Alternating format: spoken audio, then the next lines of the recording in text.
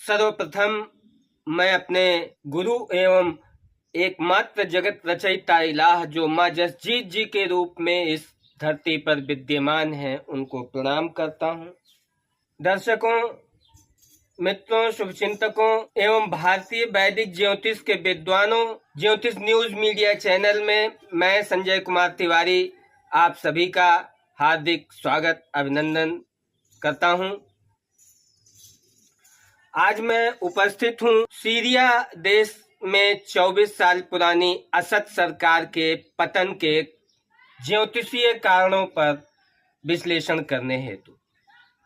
जैसा कि आप सभी ने दुनिया भर के मीडिया संस्थानों और सोशल मीडिया के द्वारा जाना कि सीरिया में सशस्त्र विद्रोही गुटों ने सीरिया के राष्ट्रपति बशर अल असद को महज 10 दिनों के भीषण हमलों में जान बचाकर भागने को मजबूर कर दिया। रूस के राष्ट्रपति व्लादिमीर पुतिन ने असद को सीरिया से निकालकर रूस में शरण दी। 29 नवंबर 2024 ईस्वी को सीरिया में सशस्त्र विद्रोही गुटों के हमले तेज हुए और 8 दिसंबर 2024 ईस्वी को असद भाग खड़े हुए। रूसी राष्ट्रपति ने उनको रूस में शरण दी। असद क्यों भागे, इसका कारण उन्होंने रूस में पहुंचकर बताया। असद ने रूस पहुंचकर बताया कि दरअसल उनकी सेना ने लड़ने से इनकार कर दिया था। क्या असद के कथन में सच्चाई है? क्या असद की किस्मत में उनकी सेना द्वारा धोखा देना पहले से ही लिखा हुआ था? क्या जो कुछ भी होता है वो सब कुछ पहले से ही लिखा हुआ होता है? जी हाँ, मनुष्य हो या पशु पक्षी हो, उनके जीवन की 90% घटनाएं उनके ही पिछले जन्मों के शुभ और अशुभ कर्मों के परिणाम स्वरूप घटित होती हैं। हमारे कुरान के अनुयायी विशेष ध्यान दें। पवित्र कुरान में संसार रचयिता अल्लाह कहते हैं कि जब तुम्हारे ऊपर मुसीबत आती है, कोई दुख आता है, कोई परेशानी आती है, तो तुम परेशान होकर कहते हो कि ये क्यों आई? क्या तुम नहीं जानते हो कि जो कुछ तुमने पहले से ही भेजा है वही तुमको वापस किया जा रहा है, वही तुमको मिल रहा है? तो ये बात पवित्र कुरान में जगत के रचनाकार ने एक बार दो बार नहीं कई बार कही है।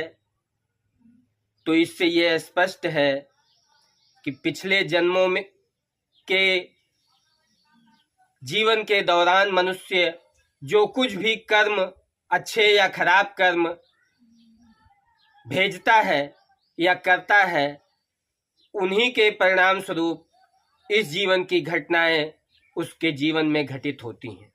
अन्यथा आप सोचिए कि नवजात बच्चे में कैंसर, टीबी की बीमारियां पाई जाती हैं। मालूम है 24 घंटे पहले उसका जन्म हुआ, उसका चेकअप हुआ तो उसको ब्लड कैंसर है। मालूम हुआ कि 12 घंटे पहले जन्म हुआ और जब डॉक्टरों ने जांच किया तो उसमें टीबी के लक्षण निकले। माँ बाप की जांच की गई, माँ बाप स्वस्थ हैं। तो ये 12 घंटे 24 घंटे पहले जन्मे बच्चे ने 6 घंटे में या 12 या 24 घंटे में कौन सा बहुत बड़ा गुनाह है अजीम, बहुत बड़ा पाप कर दिया कि जिसके परिणाम स्वरूप उसको ब्लड कैंसर या टीबी की बीमारी दे दी गई। निश्चित है, जाहिर है कि इस जन्म में 6 घंटे 12 घंटे या 24 घंटे में उसने कोई गुनाह नहीं किया। वो तो पैदा हुआ और माँ के साथ बेड पे था। तो फिर उसको कैंसर टीबी क्यों मिली पैदाइशी? इसलिए क्योंकि उसने पिछले जन्म के में कुछ खराब कर्म किए थे, कुछ गुनाह कबीरा, अक्षम्य अपराध किए थे, जिसके परिणाम स्वरूप परमात्मा ने उसको जन्मजात टीबी या कैंसर का रोगी बनाया। तो ये कुरान से भी स्पष्ट है कि हमारे जीवन की घटनाएं हमारे पिछले जन्मों के कर्मों के परिणाम स्वरूप ही घटित होती हैं। किंतु यदि जीवात्मा मनुष्य संसार के एकमात्र जगत के एकमात्र रचनाकार की शरण ग्रहण कर ले और उसके बताए रास्ते पर चले तो पिछले जन्मों के कर्मों के परिणामों से बच सकता है। कहने का तात्पर्य है कि पिछले जन्मों के कर्मों के परिणाम से सिर्फ जगत रचयिता का पूर्णावतार ही बचा सकता है और हर युग में संपूर्ण ब्रह्मांड में जगत रचयिता का सिर्फ एक ही पूर्णावतार होता है। उसको ढूंढना पड़ता है, उसकी शरण लेनी पड़ती है, उसके बताए रास्ते पे चलना पड़ता है, तब पिछले जन्म के कर्मों से मुक्ति होती है। तो आप के अंदर जिज्ञासा बढ़ रही होगी कि हम बताएं कि ये जो पिछले जन्म के कर्म असत के थे, उन्हीं के कारण क्या उनकी कुंडली में उनकी सेना द्वारा धोखा देना लिखा था? और लिखा था तो ये कहाँ लिखा था? मैं प्रमाण से बात करता हूं, बिना प्रमाण के हवा हवाई कोई बात नहीं करता हूं। इसके लिए आपको बनानी होगी राष्ट्रपति बशर अल असद की जन्म कुंडली। और बशर अल असद का जन्म 11 सितंबर 1965 ईस्वी को हुआ।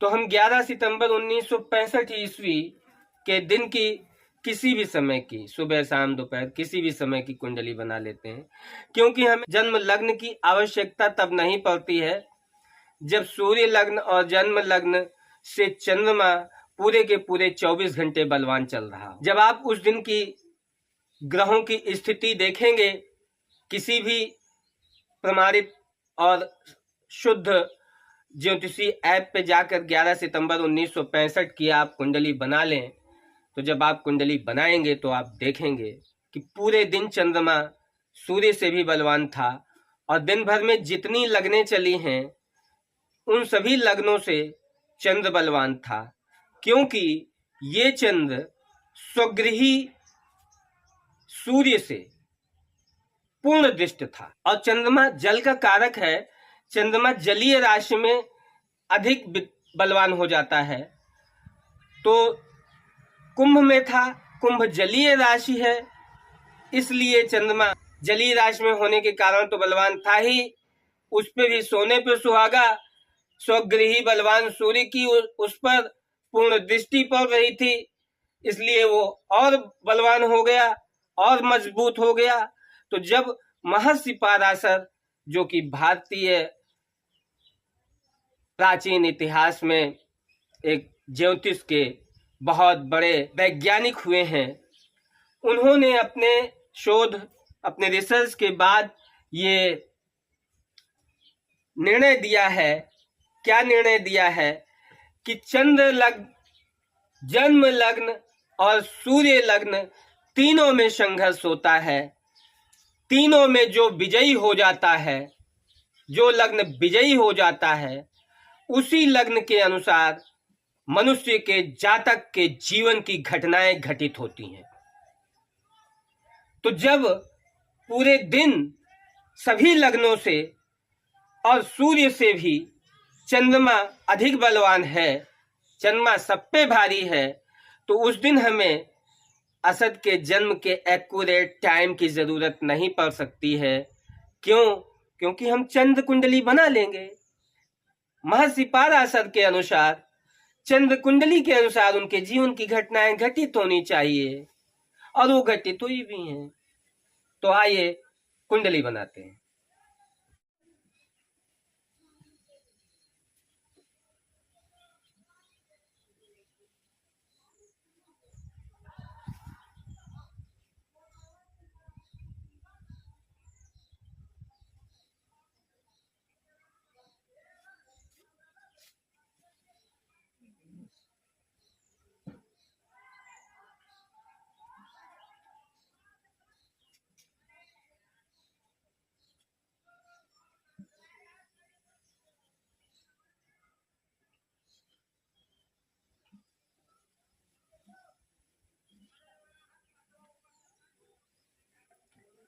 तो ये है 11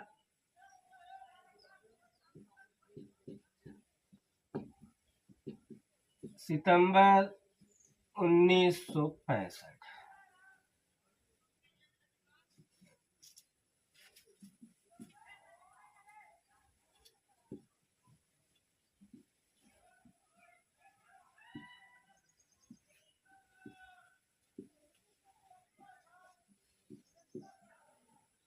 ये मैंने आपको कुंडली के खाने में उनकी राशि सबसे पहले खाने में भर दी। अब ग्रहों की स्थिति दर्शा रहा हूं, आप किसी भी ज्योतिषी ऐप से चेक कर लीजिएगा। यहां पर चंद्रमा था 28 से 30 अंश के बीच, हम मान लेते हैं अंतिम अंशों में ही था। और यहीं पर शनि कितने अंशों में था? शनि था 20 अंशों में। उसके बाद में वृष में था राहु, कितने अंशों पे? 15 अंशों पे। वृश्चिक में था केतु, वृश्चिक में था केतु, ध्यान देते जाइएगा। इन दोनों ग्रहों ने असद के तख्ता पलट में बहुत बड़ी भूमिका निभाई है। ये था 15 अंश में। उसके बाद बृहस्पति कहाँ था भाई? बृहस्पति था 5 डिग्री में, मिथुन में। सूर्य सिंह में। बुध भी यहीं बैठा हुआ था, कितने अंशों पे? 11 अंशों पे। शुक्र तुला में था 3 अंश, 20 अंश पे, तुला में ही।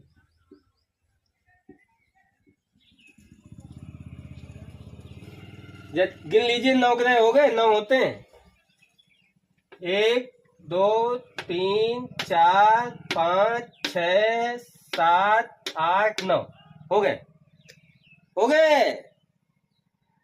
अब मैं आपको बताता हूं कहां लिखा था कि असद की सेना धोखा देगी, कहां लिखा था कि असद की सेना हृदय से कमजोर हो जाएगी, उसके अंदर कायरता आ जाएगी, उसके अंदर लड़ने का उत्साह शेष नहीं रह जाएगा, उसके अंदर लड़ने का जज्बा नहीं बचेगा और वो छोड़ देगी असद का साथ। और असद का सारा साम्राज्य उनके खून, उनके प्राणों के प्यासे लोगों के हाथों में चला जाएगा। और असद के खास खास लोग, उनके फिरके के लोग, उनकी विचारधारा के लोग, उनके शासन और प्रशासन में शामिल लोग मारे जाएंगे। ये सब कहां लिखा था? आइए दिखाता हूं, देखिए। तो ये क्लियर हो गया कि चंद्र कुंडली के अनुसार ही उनके जीवन की घटनाएं घटित होना पहले से ही तय था। अब इस बृहस्पति को चेक कीजिएगा। ये बृहस्पति 5वें खाने में 5 अंश पे था, और जब ये 28-30 अंश का चंद्रमा है तो यहां से गिनिए, ये वृष दूसरी राशि है, चौथे खाने में आई हुई है। पहले मैं आपको खाना गिनना सिखा देता हूं। ये पहला खाना, ये दूसरा, ये तीसरा, ये चौथा, ये 5वां, ये 6वां, ये 7वां, ये 8वां, ये 9वां, ये 10वां, ये 11वां, ये 12वां। 12 खाने होते हैं जिनको हिंदी में 12 भाव कहते हैं या 12 गृह कहते हैं, घर। तो राहु बैठा है चौथे खाने में। चौथे खाने में ये राशि अर्थात वृष राशि है। इसका एक अंश यहाँ पे होगा, 2 3 4 5 6 7 8 9 10, ऐसे ऐसे इसका 30 अंश आके यहाँ पे होगा, 28-30 अंश। फिर ये पांचवें खाने का पहला अंश, दूसरा अंश, तीसरा अंश, चौथा अंश, पांचवा अंश होगा। तो अगर ये 30 अंश का या 28 अंश का चंद्रमा है, मान लो 28 अंश का चंद्रमा है, तो ये 28 अंश से बृहस्पति कितनी दूर है? मात्र कितनी दूर है? 28 2 30 और 5 2 और 5 7, मात्र 7 अंश दूर है। तो ये 7 अंश की दूरी का मतलब है कि ये अपनी चतुर्थ में स्थिति का फल देगा। बृहस्पति जो है चतुर्थ भाव का फल देगा, क्योंकि ग्रह किसी भी अंश से अगर 15 डिग्री तक दूरी पर है तो वो उस अंश को पूरी तरह से प्रभावित करता है, जेरे असर करता है। तो बृहस्पति किस भाव का फल दे रहा? चौथे का। बैठा कहाँ है? पांचवें में। लेकिन चूंकि जन्म राशि का अंश है 28, उससे बृहस्पति मात्र 7 अंश की ही दूरी पर है, इसलिए बृहस्पति चौथे भाव का फल दे रहा है और देगा। तो अब बृहस्पति, अब आप एक चीज ये ध्यान दीजिए भाई कि चौथा भाव किन चीजों का प्रतिनिधित्व करता है?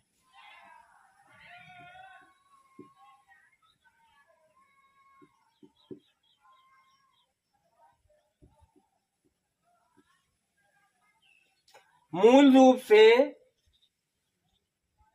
चौथा भाव जमीन, मां, वाहन का प्रतिनिधित्व करता है।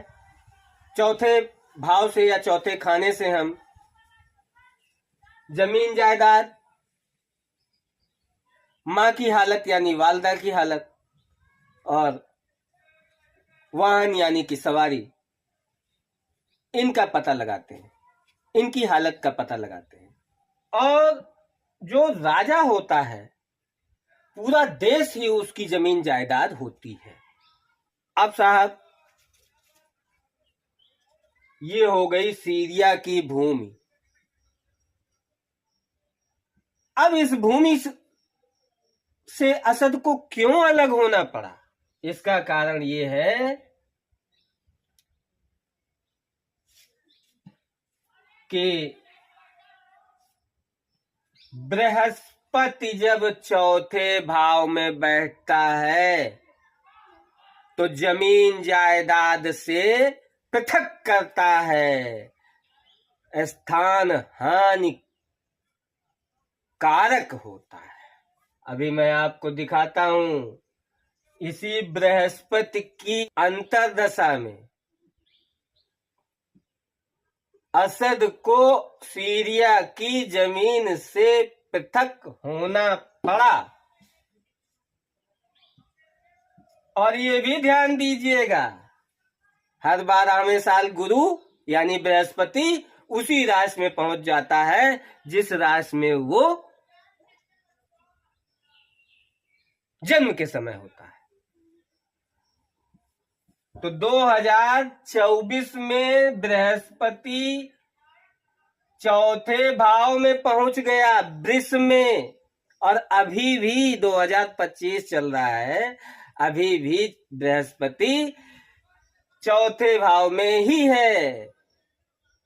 तो देखिए, जब बृहस्पति की अंतर्दशा चली और जब बृहस्पति गोचर में भी चौथे भाव में पहुंच गया, जमीन जायदाद के भाव में पहुंच गया, तो उसने इनको जमीन जायदाद से, सीरिया की भूमि से अलग कर दिया। राहु ने भी इनको सीरिया छोड़ देने में बहुत बड़ी भूमिका निभाई है। राहु के बारे में जानते हैं क्या कहा गया है? राहु के बारे में ज्योतिष के वैज्ञानिकों ने लिखा है, 2 सूत्र लिखे हैं जो भारतीय वैदिक ज्योतिष के प्राचीन ग्रंथों में विद्यमान है। एक सूत्र लिखा है, उच्चस्थो पतनम और दूसरा सूत्र लिखा है तुंगस्थो तांग। तो राहु क्या करता है? उच्चस्थो पतनम, जिस भाव में जिस खाने में बैठता है उस खाने से जिन चीजों की हालत देखी जाती है उन चीजों के क्षेत्र में बहुत ऊंचाई पर पहुंचा देता है और फिर अचानक नीचे ढकेल देता है, पतन कर देता है। उच्च अस्थो, ऊंचाई पर, अस्थ माने स्थापित कर देता है, कायम कर देता है, और उसके बाद पतनम यानी गिरा देता है। तो ऊंचाई पे कायम करने का क्या मतलब हुआ भाई? जमीन जायदाद के खाने में राहु बैठ गया तो जमीन जायदाद के मामले में उसने ऊंचाई पे पहुंचा दिया। अभी हमने बताया एक और सूत्र कहा गया है तुंगस्थोतांग। तुंग माने होता है पहाड़ की चोटी और तांग माने पहाड़ की घाटी। तो राहु क्या करता है? जिस खाने में बैठता है उस खाने से मुताल्लिक, उस खाने से संबंधित चीजों को इतना बढ़ा देता है, इतना बढ़ा देता है कि पहाड़ की चोटी पे जैसे बैठा देता है, लेकिन फिर अचानक उन चीजों से अलग करता है, यानी चोटी से नीचे तांग में यानी घाटी में ढकेल भी देता है। तो ध्यान दीजिएगा भाई, ये राहु जमीन जायदाद के खाने में बैठा था। जमीन जायदाद के खाने में बैठा होने के कारण जमीन जायदाद के मामले में असद को पहाड़ की चोटी पे बैठा दिया, यानी चोटी पे बैठा दिया का मतलब कि पूरे सीरिया की जमीन का मालिक बना दिया। अब बनाया भी तो अचानक बनाया। राहु जहां अचानक कोई घटना घटित होती है जिसकी कहीं कोई संभावना नहीं होती है तो उसमें राहु केतु और शनि की ही भूमिका होती है। तो यहाँ पर अचानक पूरी सीरिया की जमीन का मालिक बना दिया किसने? राहु के कारण बन गए। ये लिख दिया था प्रभु ने। ऐसे ही प्रभु लिखते हैं, वो एक एक शब्द नहीं लिखते हैं। वो राहु को चौथे में बैठा दिए, राहु के चौथे खाने में बैठने से जो जो होता है वो सब आप समझ लो। अचानक पूरे सीरिया की जमीन का मालिक बना दिया, चोटी पे बैठा दिया, जमीन जायदाद के मामले में ऊंचाई पर स्थापित कर दिया। लेकिन जब गिराने की बारी आई तो ऐसा गिराया कि पूरे सीरिया की जमीन जायदाद से अलग कर दिया। अब आइए केतु की भूमिका पे। केतु कहां था? 10वें भाव में। केतु के 10वें भाव में होने का यह अर्थ होता है जो सूत्र राहु के बारे में है वही केतु के बारे में भी है। ऊंचाई पे बैठा करके नीचे ढकेलता है, जिस चीज को बहुत ज्यादा मात्रा में दे देता है, जो चीज उसके कारण बहुत ज्यादा मात्रा में मिल जाती है, फिर वही चीज उसी चीज से पृथक भी कर देता है, अलग भी कर देता है। तो 10वां खाना होता है किस चीज का? राजपाट का, हुकूमत का, एडमिनिस्ट्रेशन का। और राहु जिस तरह अचानक देता है और अचानक उस चीज से अलग करता है, उसी तरह से केतु भी अचानक देता है और अचानक अलग। केतु अगर बैठा हो उस खाने में तो उस खाने से संबंधित चीज अचानक मिलती है और अचानक हाथ से चली जाती है। अब आप देखिए, राजपाट अचानक मिला, कहीं कोई उम्मीद नहीं थी, कहीं कोई संभावना नहीं थी कि असद राष्ट्रपति बन जाएंगे, असद सीरिया के बादशाह घोषित कर दिए जाएंगे। लेकिन उनके पिताजी ने एक दिन अचानक उनको सीरिया का राष्ट्रपति घोषित कर दिया। तो अचानक मिला राजपाट और अचानक चला गया। वे दो ही गुटों के 10 दिनों के तेज हमलों के कारण 10 दिनों के हमले में ही ये राजपाट अचानक चला भी गया। तो केतु ने राजपाट वाले खाने में बैठे होने के कारण क्या हुआ? राजपाट गया। राहु के चौथे खाने में बैठे होने के कारण क्या हुआ? पूरे सीरिया की जमीन जायदाद हाथ से चली गई। बृहस्पति के चौथे खाने में बैठे होना भी जमीन जायदाद के जाने की एक बहुत बड़ी वजह या कारण बनी। ठीक, अब आइए, सेना ने धोखा दिया, सेना ने लड़ने से इनकार किया। क्या असद के इस कथन में सच्चाई है? असद की सेना ने लड़ने से इनकार किया। हाँ, सेना ने लड़ने से इनकार किया। अब हम आते हैं नेक्स्ट, सेना पर। किसी भी राजा की सेना की जानकारी हम करते हैं कहां से? तीसरे खाने से, तीसरे भाव से। इस तीसरे खाने का स्वामी कौन है, मालिक कौन है? मंगल। मंगल जाके बैठ गया सातवें खाने में। सातवें खाने में जब कोई ग्रह बैठता है तो वो अस्त हो जाता है। जब स्वामी ही अस्त हो गया, मालिक ही अस्त हो गया सेना का, तो सेना तो आपसे आप अस्तंगत मानी जाएगी। सेना के हौसले अस्त पस्त होंगे। सेना के हृदय पे आ जाइए। सेना का हृदय, जब ये सेना है तो चौथा खाना, यहां से चौथा गिनिए, 1 2 3 4, ये हुआ चौथा खाना, ये हृदय हुआ। और हृदय का स्वामी कौन है? सेना के हृदय का स्वामी है चंद्रमा। और चंद्रमा कहाँ है भाई? चंद्रमा जाके बैठ गया है लग्न में, यानी कि चौथे खाने का स्वामी चौथे खाने से आठवें खाने में बैठा है। गिन लीजिए, 1 2 3 4 5 6 7 8, आठवें खाने में बैठा हुआ ग्रह दुश्मनी करता है, शत्रुता करता है। अब ये चौथे खाने का स्वामी यानी सेना के दिल का मालिक, सेना के दिल से ही दुश्मनी कर रहा है, शत्रुता कर रहा है, यानी सेना का दिल, सेना के अंदर साहस खत्म। अब आइए सेना के सप्तम भाव पर।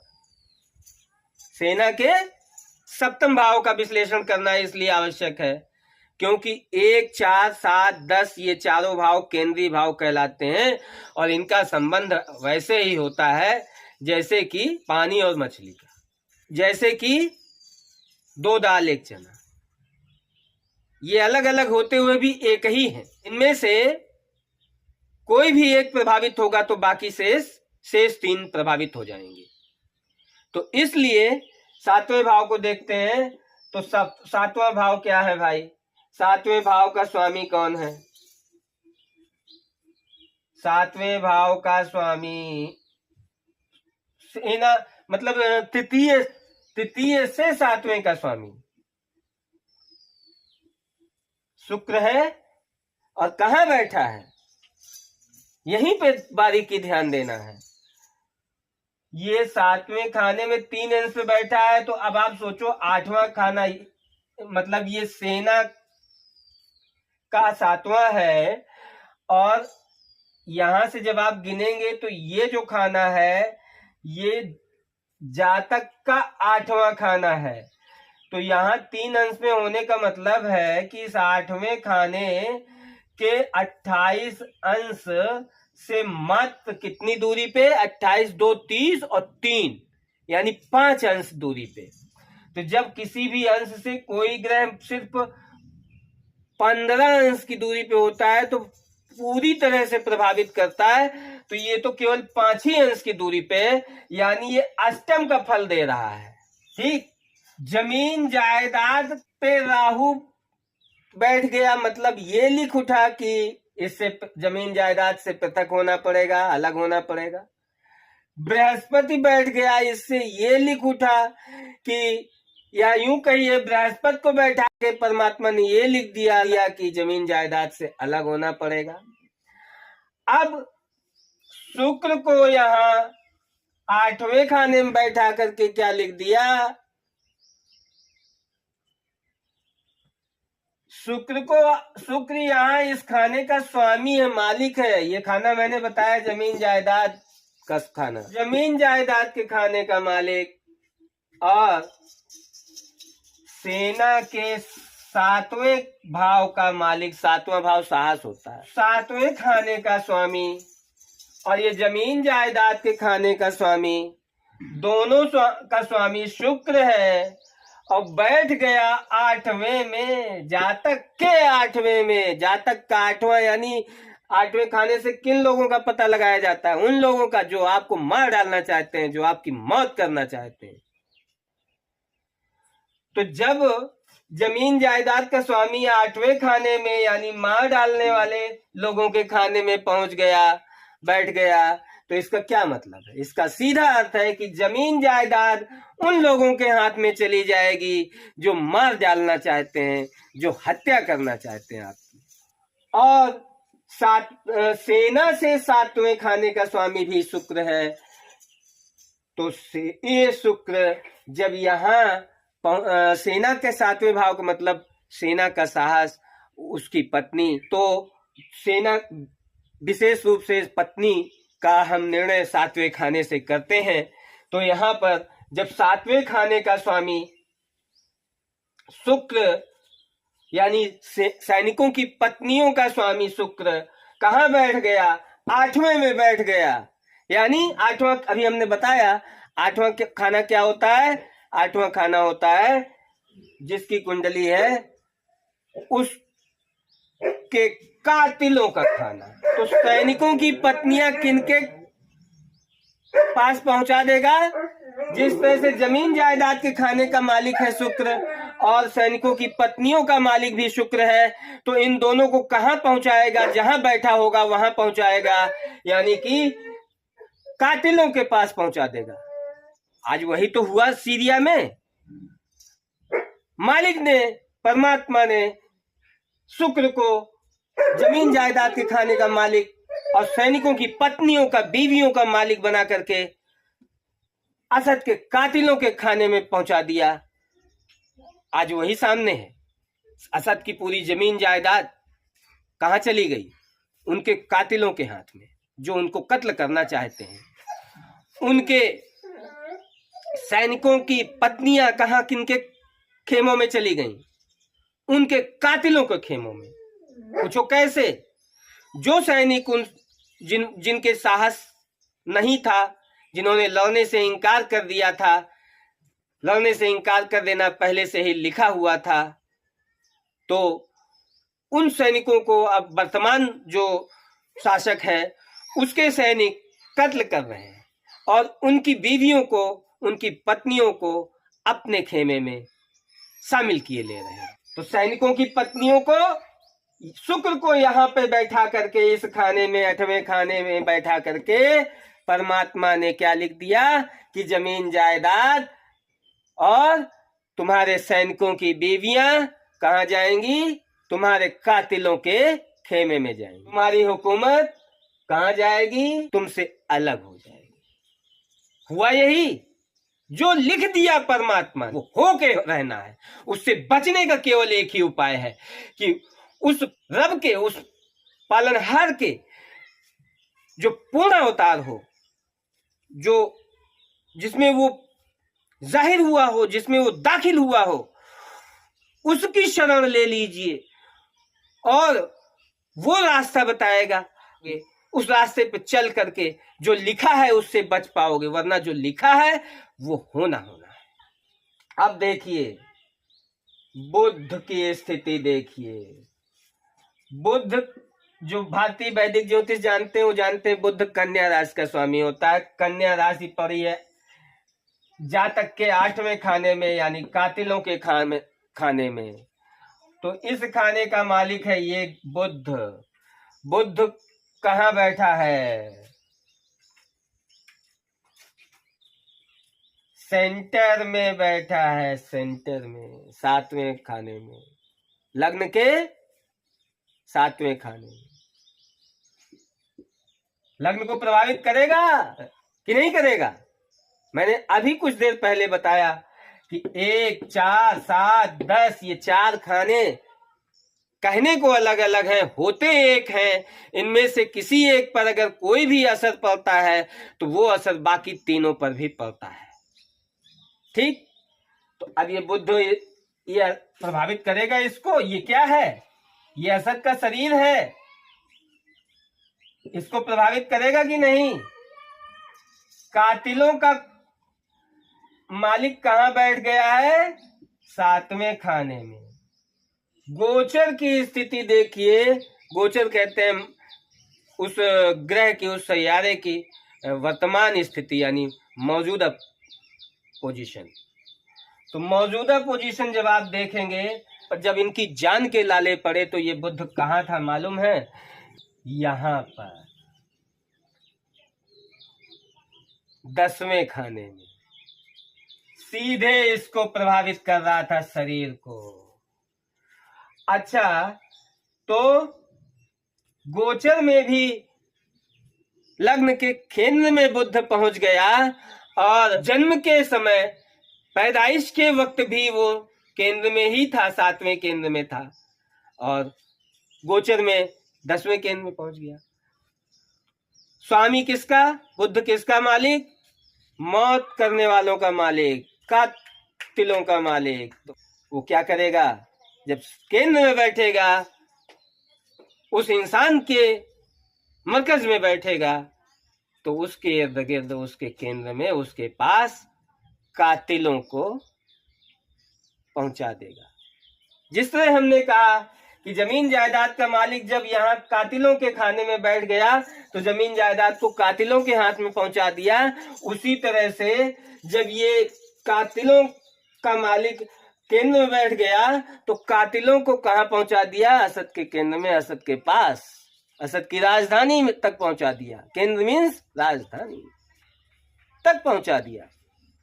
और फिर इनको जान बचा करके रूस में शरण पनाह लेनी पड़ी। तो वही सवाल, चे इन्वेस्टा शुद्धबूत बल इन्वेस्टा शुद्धबूत, ये घटनाएं घटित तो हुई कब?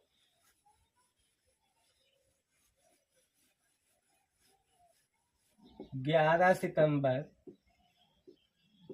1965 का। 4 वर्ष तक चली बृहस्पति की महादशा, 19 वर्ष तक, मतलब 4 वर्ष तक चली। तो 65, 4, 69, 11/9/1969।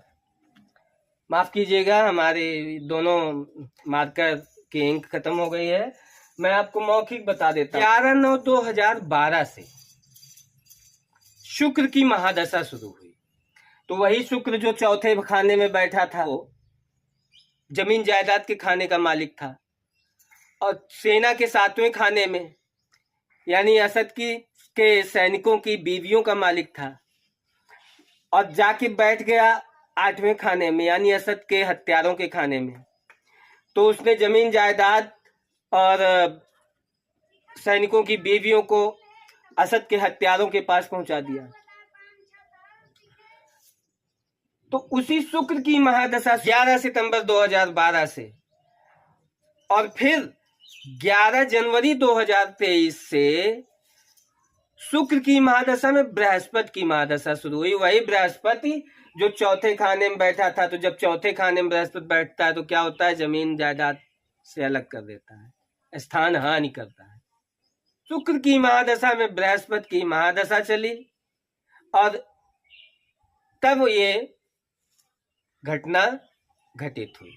शोध करता हूं, ज्योतिष पर रिसर्च करता हूं, और तब निर्णय आपके सामने लेकर आता हूं। ये तो मैंने पिछली घटना का विश्लेषण किया है। अब इसके बाद मैं आगे होने वाली घटनाओं को उनके घटित होने के समय के साथ साथ बताऊंगा। यदि आपने हमारे चैनल ज्योतिष न्यूज मीडिया को सब्सक्राइब नहीं किया है, तो आपसे निवेदन है, गुजारिश है, चैनल को सब्सक्राइब कीजिए, लाइक, शेयर, कमेंट कीजिए, मुझसे जुड़े रहिए। मैं भी आपसे जुड़ा रहूंगा। धन्यवाद, शुक्रिया।